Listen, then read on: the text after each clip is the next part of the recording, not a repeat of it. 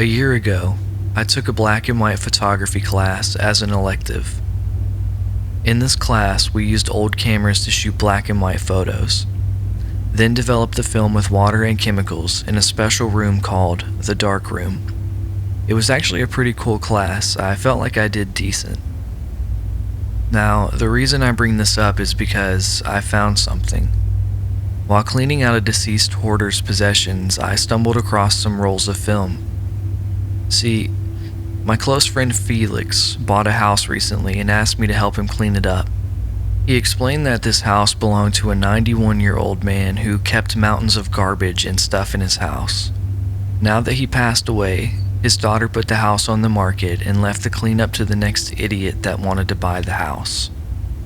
That idiot was my friend Felix. Felix asked me if I could help him clean and throw all this guy's shit away. Payment included, of course. I said yes since I've been low on cash and needed anything to keep me afloat, including emptying a house of its earlier residents' garbage.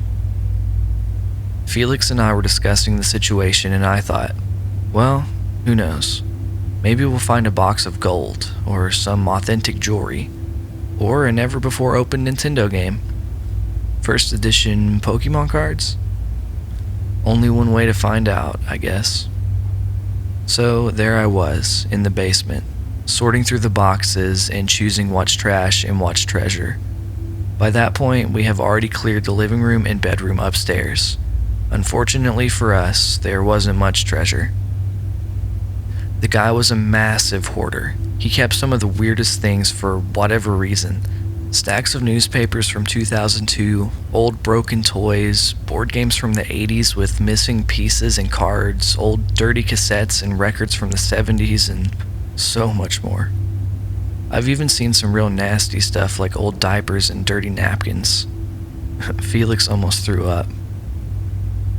Not gonna lie, even though clearing the house of the stuff was a huge pain in the ass, I found some of it oddly fascinating. There's something about going through old stuff that isn't yours that's so intriguing. It's like a time machine, especially when the stuff dates back to before you were born. Felix wasn't as interested as I was. Taking out all the stuff in bulk was heavy work.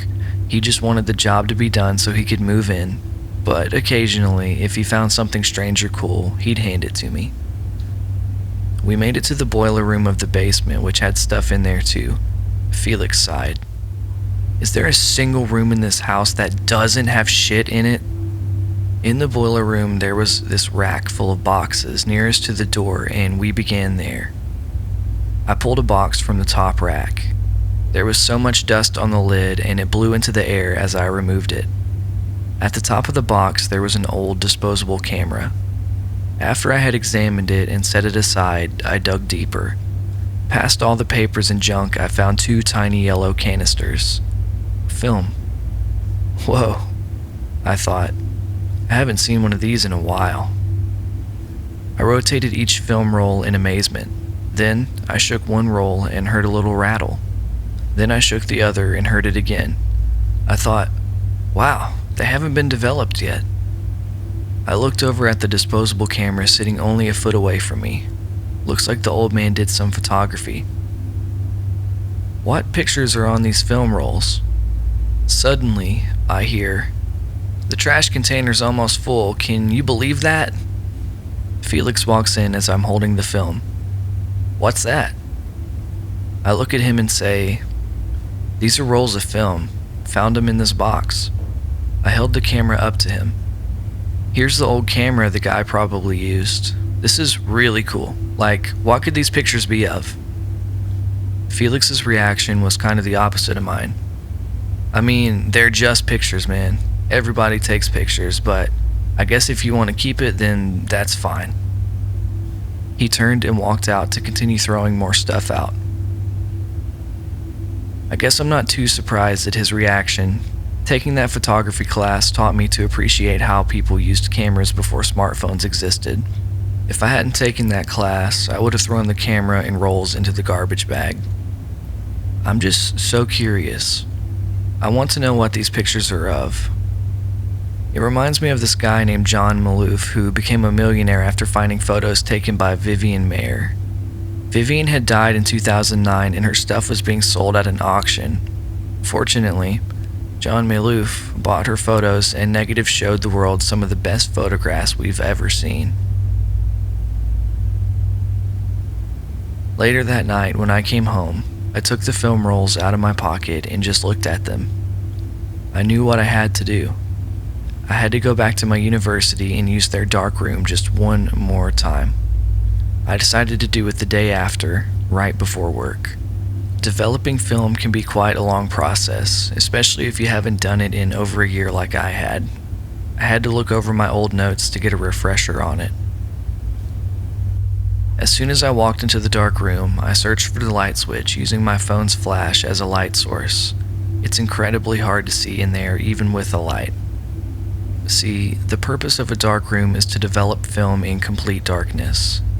Film cannot be exposed to any light whatsoever when being developed. If even a tiny bit of light exposes the film, then the entire roll could be ruined. Phones and smartwatches should be set aside in case it lights up from a call or notification. I flipped the lights on and began setting up at once. At my station, I had everything that I needed for the first step, which was to unroll the films and put them into these special canisters to be developed. The thing is, I had to do the first step in complete darkness. I always hated this step because it gets so dark that you can't even see your hand in front of your face. So imagine trying to grab stuff and put it in places while you can't see. I was hesitant to turn the lights off again. I got the chills whenever it got completely dark. It's not so bad when there's someone else with you, but this time, I was all alone. Then I figured, let's just get this over with, and then turned off the lights. In the dark, I walked over to my station while feeling around for stuff to not bump into. Once I knew I was at my station, I quickly found the film rolls and then got to work. So far it was going smoothly, and I was starting to calm down. Until it happened. I was just about to finish. I had the canister with the film inside my left hand, and my other hand was feeling around for the lid. I swear, as soon as I touched and grabbed onto the lid, I had the most unnerving sensation on my skin. Something cold was making contact on my neck, and I winced. I slapped my neck where I felt it, and yet nothing was there. My hair stood on ends, and I had no idea what was happening. I was almost too afraid to move and continue, but I was so close. I didn't want to turn the light on yet because the film would get exposed. Then, after a few seconds, I heard a huff and felt a huge gust of air hit the back of my head. It sounded like a horse when it blows air out of its nostrils. The wind blow was so strong it pushed me forward, and I dropped my canister and film on the floor. I quickly dropped to the floor to try and grab the film and canister, but then another gust hit me from above. Now I was motionless in a fetal position, unable to see what the fuck was happening. But then I heard something rolling on the floor and then felt it hit my elbow. I waved my hands along the floor and grasped the object with my left hand. It was the canister with the film inside. Thank God. I just needed to put the lid on and then I could turn on the lights. I got up slowly. As I was pulling myself up, I bumped my shoulder on the counter and then it happened once more. I instantly dropped back down, and then again. Then again, and again.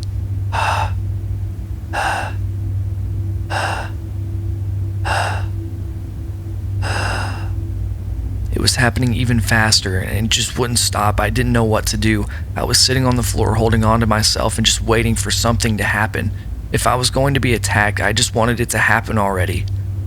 After about a minute of me just sitting there, I felt the floor shake in a rhythm with a boom. Each time the floor shook, it was less intense and quieter than the last. The rhythm got faint until I couldn't feel it anymore. It was as if the beast thing walked away from me on two legs. It took me about a minute to regain my composure, and I didn't want to sit there for a minute longer. At that point, I didn't care about the film. I just needed to turn those lights on and get out of there. Whatever that thing was, I did not want it to come back. Where's my phone? I'd need my flashlight, I thought, but I remembered that it was still on the counter. I had to get up. I started with positioning my legs forward. My palms were on the floor as I pushed myself up while making no noise whatsoever. When I was halfway up, I placed my hands on the counter for balance. Then I placed the other, but felt something round. The lid! There you are, I thought. I now had the lid, but not the canister. It was still on the floor, but at least I knew where it was.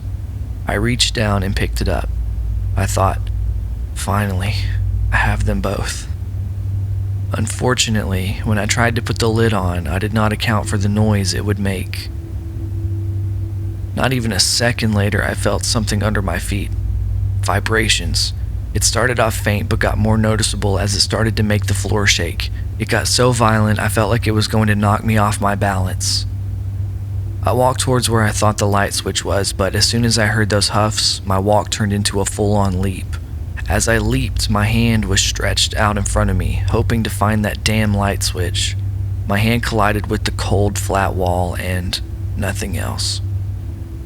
I started to panic and frantically glided my hand against the wall for the switch. Right as I could feel the wind of the right on me, my ring finger caught a bump on the wall, and I violently pushed against it. My eyes were closed, but I saw the light piercing through my eyelids. I heard the buzz of the fluorescent lights. I opened my eyes slowly. I was sitting on the floor with my arm raised above my head and my other arm gripping the canister against my chest. I looked around the room. It looked the same as before I turned the lights off the first time. What the hell happened? I swear I wasn't the only one in this room when the lights were off. Who or what was with me in the dark? The film is ready to be developed. I still don't know what's inside, and I don't know if I'm supposed to. Should I continue?